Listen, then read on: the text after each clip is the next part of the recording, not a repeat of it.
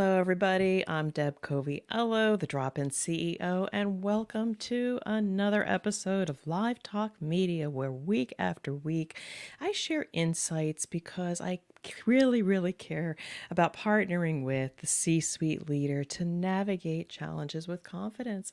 And this is sponsored by Media 3L, my media company, where we are focusing on lifting leaders by shining a light on their unique gifts and building the leaders of tomorrow and leaving a legacy. And that's what today is all about. And again, if you've been following me, just thank you. Thank you for the followers on YouTube. We are trying to grow our audience there and on all the other platforms. But again, this is my opportunity week after week just to share some insights with you, have a virtual conversation, whether you're listening to me live or watching me on the replay. Again, I just want to be in service to you because I don't want you to struggle. I know what it was like. I was a corporate leader. It was a lonely place. I struggled not having the insights. I didn't have a mentor. I just kind of slugged through life. And I don't want that to be you. I want to partner with that C-suite leader, that founder, CEO, president, VP of Ops, COO, whatever your functional title is, where you are the decision maker, you are feeling the pain, you know something is not going right. Let me come in and assess or audit your current processes or your people. What can you have to lose? Then you have knowledge or validation about what's going on. But until we actually meet, I want to talk to you about how you spend your day, your weeks, your months, your year, and especially around where you spend your time and energy. So let me just kind of give you some context here about what I'm thinking, and then I'm going to bring it to you a little bit more in perspective. And again, whether you are in the C-suite or you're up and coming, please listen to these insights. I've been there, I've had these challenges, and I, again, don't want you to struggle. So when we think about leadership, I think about three types of leadership modes or lanes that we can be in. And the first one happens to be your tactical leadership, aka whack-a-mole, firefighting, tactical leadership. It's all that stuff that you have to live and breathe and make decisions in that minute, in that hour, in that day. The business depends on you to be that decision maker. And there's a certain amount of how much time you should be spending in that place, but I won't go there yet. Strategic leadership. I talk about this a lot. I talk about this so much that really this as a leader is setting a course for the future, that when you're not whacking them all and putting out fires, you should be planning for your future, the future of yourself, the organization, your people. Be that leader, set that vision forward, and then what is the roadmap to get there? But we don't talk about this enough, and this is where I see a real gap in those leaders. And again, I've worked with a lot of you in your business, and we start touching on this, but I call this legacy leadership, and it's about spending more time on developing and establishing that next generation leader. So when you're not there, it doesn't really matter as much about, hey, you high-fived, you got that initiative done, you saved the day, you shipped that product to a customer. That is a distant memory. All that technical work at the end doesn't matter, but it's about the lives you touch, the people you develop. So when you leave, you've left a legacy. And before I get back into more of the details, I will share a quick story. I did leave a particular company. I'll use it, IFF, International Flavors and Fragrance. Went on to another company thereafter. But I kept my network close, and there was a person who said that when they went into my old plant, they said, Deb, you're all over the place. We see your legacy, the people you impacted. And quite frankly, they said it took a long time before they could kind of erase my memory for the people that I impact and replace with the new leaders. And again, I did try to train the leaders who eventually followed my footsteps. Again, not for my own ego, but to assure that the good work continues, because ultimately it's people's lives, it's your customers' lives, by making sure they are taken care of. So let's get back to this tactical leadership, strategic leadership, legacy leadership, and how much time are you spending in each zone? So let's go to first one, tactical leadership, whack-a-mole, firefighting. A lot of leaders spend 90% of their time there, and maybe they're lucky if they spend maybe 10% of their time in strategic leadership. Yes, we rolled out that initiative at the beginning of the year. We rolled it down the hill for everybody to execute. Mid-year, we're kind of on target. End of the year, gee, we didn't deliver. Let's make this an 18-year roadmap. Strategic leadership, maybe you spend 10%. You need to spend more. And then there's the legacy leadership. How often do you start your one-on-ones with your direct reports? And by the way, do you have a one-on-one with them on a monthly basis, quarterly basis? And oh my, don't do it just when you have performance review time. These are the times you should be having discussions with the people first about how are they feeling? What skills do they need to be developed, giving them feedback, and then start talking about the strategic work or the tactical work. How much time do you really spend in legacy leadership? Probably close to nil. But if you're the leader that I often like to work with, you know this is important. And so honestly, when you think about leaders today, if I just take a broad swath at it, generally they're spending about 60% of their time in the tactical work, 30% maybe if they're lucky in the strategic work. And yeah, they put their best try forward in the 10% working on legacy. If you do that, you're never going to achieve peace of mind. And peace of mind, lest I remind you, is a state of being when your customers say you are the favorite to deal with. People are humming on all engines. You can go on a vacation knowing your frontline leaders and people delivering closest to your customer are going to take care of things. That's peace of mind. And if you don't have this, keep listening. I propose to you really that you should be spending about 10% in the firefighting mode. You have a lot of technical knowledge, you have a perspective from guiding the ship. Sometimes you do need to be brought into the firefighting mode 10% of your time. And now I propose you need to spend closer to 30% or more of your time in strategic. Some people will say more, but the top of their pyramid is only strategy. So you got to be at least 30 to 50% constantly developing and working on strategic initiatives that are going to move the needle forward to where you want to be from A to B at the end of whatever time period. That pretty much makes sense to you. Sometimes it's hard to stay on track, but that's where you need to be spending your time. But this is where I deviate from probably most thought leaders. You probably should be spending 60% of your time on developing the leaders of tomorrow. Now, you might say, well, that's part of my strategy.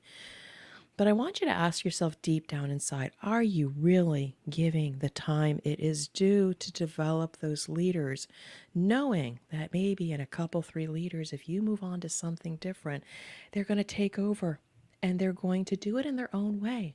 But the business is intact, the processes are sustained, and your customers are still happy.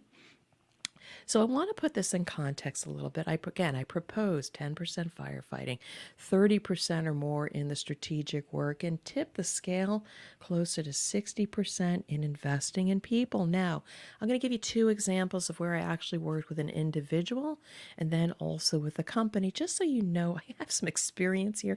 I've seen it, and that's why I'm talking to you now. I had an individual who worked for me. They were 100% in firefighting mode, spending very little time with their customer. Again, we were in the quality space. And when we had time to dissect their work on what was urgent, what was important, what should they be doing, what should they not be doing, how could I help them tip the scale from firefighting and spending more time with the customer?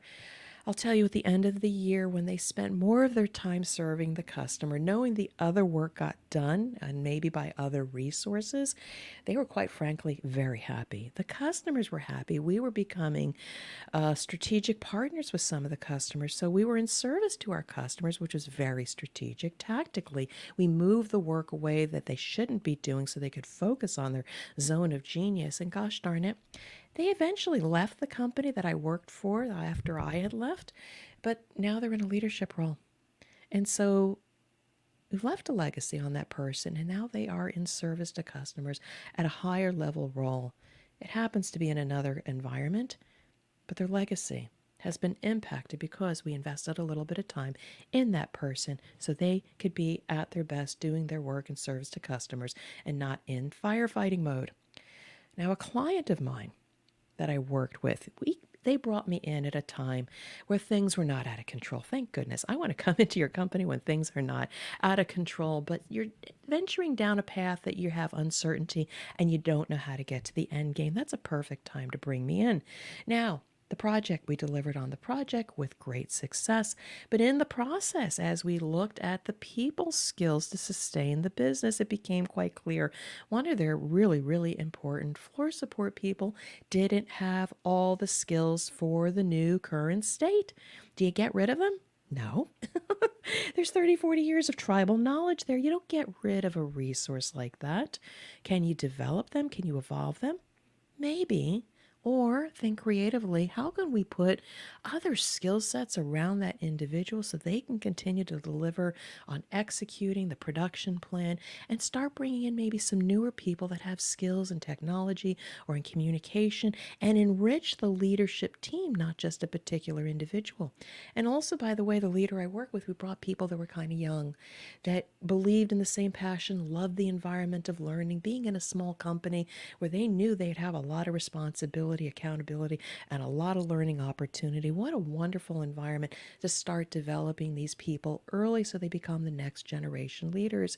And by the way, along the way, we worked with the leader so that they would spend more time not just working on the business, but also spending more time in leadership development, hiring the right leaders from the outside for critical positions.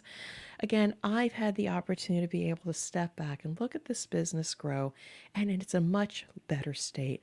And I can see the legacy that it's going to leave on their customers and also the people in the organization. And so I've seen it. And if you feel that way, that there is a better way of getting out of the tactical work and you'd like to move more into that strategic work or move more into that legacy leadership, I want to ask you, is this you? Are you scratching your head and saying, God, she's talking about me?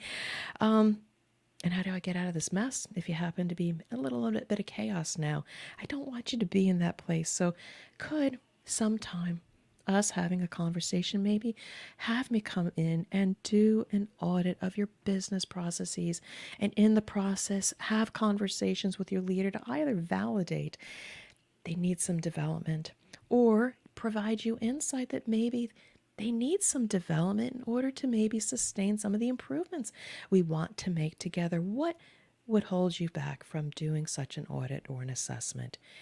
And at the end of the day, it's a worthy investment I propose to you. And again, I've been in your place. I've been in a place of just scratching my head and how can I get out of this hamster wheel and whacking them all. And I don't want that for you. I want you to be in a better place. I want you to have peace of mind. So if you're smart, let's have a conversation. But until then, reach out to me on my website, dropinceo.com, dropceo.com. There's a contact page. You can reach out to me. Reach out to me on LinkedIn. LinkedIn is my sandbox. I'm the one responding to you. There's no VA there. I'd love a conversation with you to talk about what's possible. And I'm sharing my email address. Hopefully I don't get spammed. Deborah at coviellocm.com. That's DEBORAH at Coviello CM, COVIELLOCM.com. Married a good Irishman. and reach out to me. Let's have a conversation. So that's a wrap. If you like this, follow me on YouTube. Become a subscriber for more insights, video shorts, more interviews. We are beefing up that media company and providing so many resources for you, not only you as the C-suite leader, but also the leaders of tomorrow, because I want them also to have the skills to be able to navigate with confidence. So I'm wishing you well. And what I want to do is close with, we are here, myself and others, to lift you up by shining a light on your gifts and partnering with you to be that leader and leave a legacy.